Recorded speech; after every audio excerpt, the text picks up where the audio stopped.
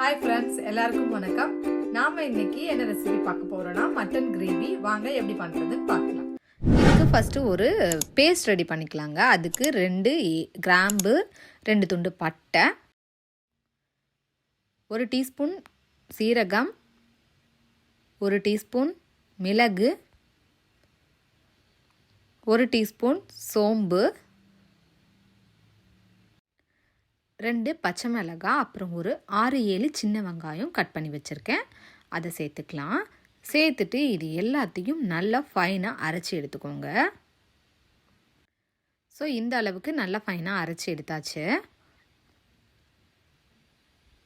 ஒரு குக்கர் அடுப்பில் வச்சுக்கோங்க. அதில் 3 டேபிள் ஸ்பூன் எண்ணெய் சேர்த்துக்கலாம். நாம் இன்றைக்கி குக்கர்லேயே தாங்க பண்ண போகிறோம்.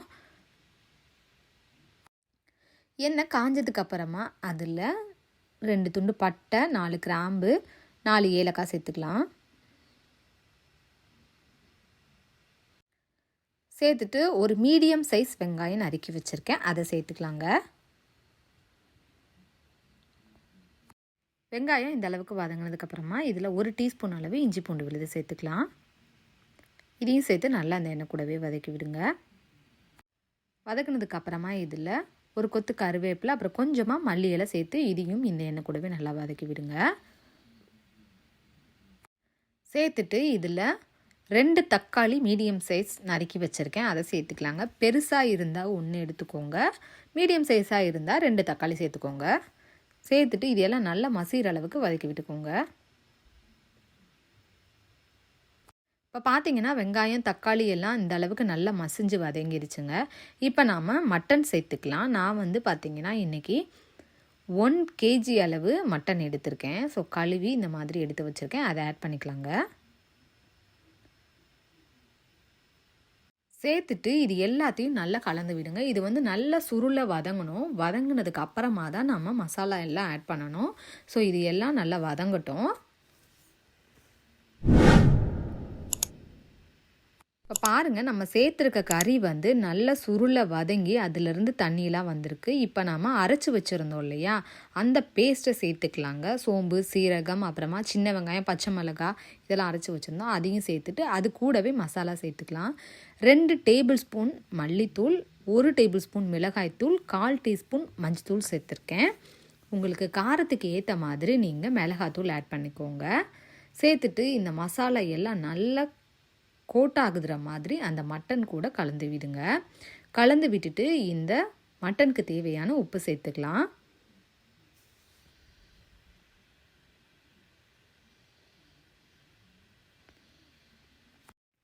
ஸோ இந்த மாதிரி நல்லா கலந்து விட்டாச்சுங்க. பாருங்கள், நம்மளோட மட்டன் நல்லா அந்த மசாலா கூட கோட்டாகி கலந்தாச்சு. இந்த மட்டனுக்கு தேவையான தண்ணி சேர்த்துக்கிறேங்க. நீங்கள் கொஞ்சம் கிரேவி பதமாக, ரொம்ப தண்ணி வேண்டாம் அப்படின்னா கொஞ்சம் தண்ணியை கம்மி பண்ணிக்கோங்க. எல்லாத்தையும் கலந்து விட்டுட்டு காரம், உப்பு செக் பண்ணிக்கோங்க. இப்போ நம்ம குக்கரை மூடுறதுக்கு முன்னாடி ஒரு கொத்து கருவேப்பிலை இதில் சேர்த்துக்கலாங்க. ஸோ நல்லாயிருக்கும். அதுக்காக இப்போ ஒரு மட்டனை பொறுத்து இருக்குங்க. உங்களோட மட்டன் உங்களுக்கே தெரியும் எத்தனை விசில் விட்டால் வேகும் அப்படிங்கிறது. நான் பார்த்தீங்கன்னா இது ஒரு 7 விசில் விட்டால் தாங்க நல்லா வேகும். ஸோ இதை 7 விசில் விட்டு எடுத்துக்கிறேன்.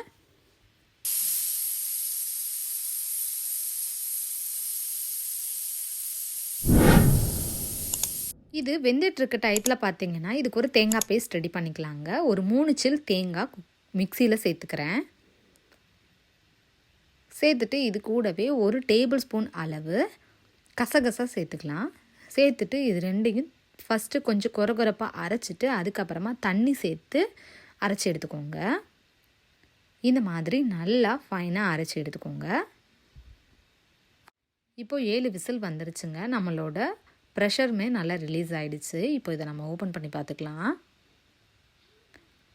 பாருங்கள், சூப்பராக நம்மளோட மட்டன் ரெடி ஆகிடுச்சுங்க. பாருங்கள், எண்ணெய்லாம் பிரிஞ்சு எவ்வளோ அழகாக மேலே வந்திருக்கு பாருங்கள். ஸோ கறியுமே பாருங்கள் சூப்பராக வெந்துருச்சு. கொஞ்சம் தண்ணியாக இருக்க மாதிரி இருக்குது. நீங்கள் இன்னும் கொஞ்ச நேரம் அடுப்பில் வச்சிங்க அப்படின்னா கொஞ்சம் கிரேவி பதத்துக்கு நல்லா வந்துடும்.